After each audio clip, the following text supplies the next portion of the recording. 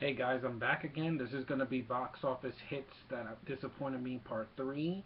And this is a film that I saw recently, like about a week ago in the theater. It was way too long, just like Avatar, and it made a killing at the box office last week.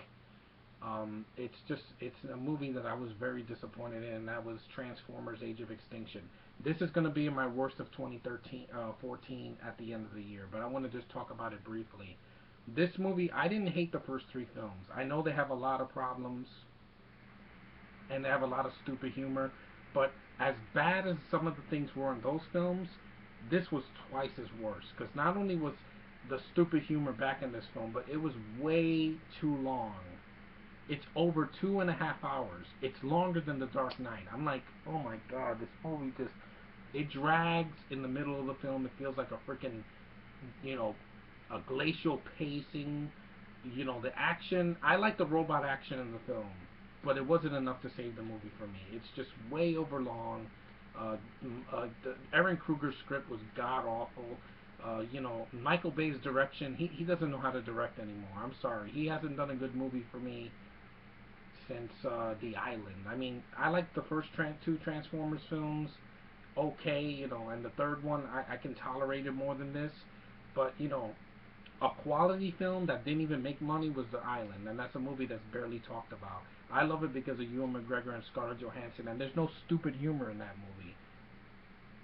I didn't watch Pain and Gain because I just don't want to be disappointed again. You can do humor that works like in Avengers, but then when you do stupid humor, the sexual jokes and the freaking racist jokes, it's just not funny. It's just painful to watch.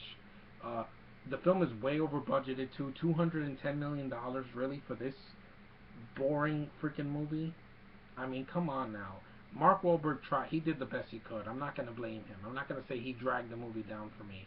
The lead was not the problem. I never said that he was the problem. It's the script and the directing. It's just awful.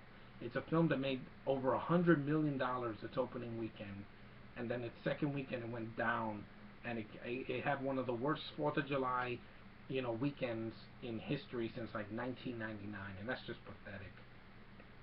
This film did not deserve 100 million. It didn't even deserve a penny. I only paid $1 to see it because I didn't want to pay $15 to see this train wreck.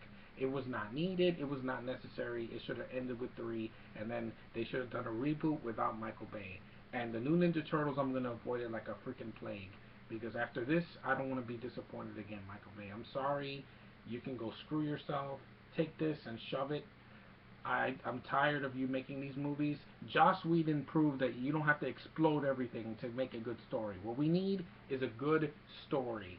If you have that, even if you don't have the best actors in the world, it will carry the film. But this movie, the story is just the first three films, just with lots of padding, and lots of padding. I guarantee you, the guys that hated Godzilla here on YouTube that said, "Oh, it's the worst movie ever," see this film, and you're gonna give a little more slack to that film, even if you don't enjoy it. It's not as boring as this movie. The Dinobots was a complete lie. They're not in the film until the very end, literally. I mean, you advertise Dinobots are going to be in the film, and they're in 5 minutes of the film at the end. Are you kidding me? The Dinobots had more screen time in the animated movie from 1986, I think it was. Yeah, that movie's awesome compared to it because it wasn't over 2 hours long. And even though Optimus dies, he doesn't go out like a pussy. He fights until the very end. There are so many problems with this movie, but I'll get to it when I do my worst of the year. This is definitely in my top five worst. A big disappointment. It could have erased the memory of some of the stupid humor in the first three films, and it's worse than those. At least those films are entertaining in like a so bad it's good way.